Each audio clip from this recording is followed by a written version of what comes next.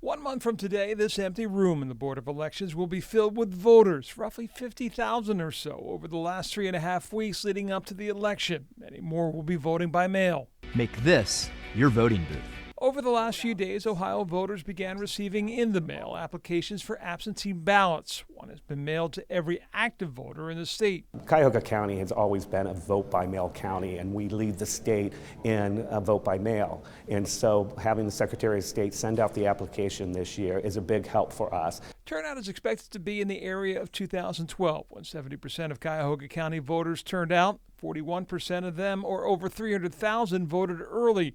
This year, voters can sign up for alerts that let them track their ballot. It gives them confidence that we are actually receiving their ballots and we are counting their ballots, and so they have a thorough understanding that they can sleep at night that their ballot is being counted. Campaigns can also track ballots so they'll know who has requested one and whether or not it's been returned.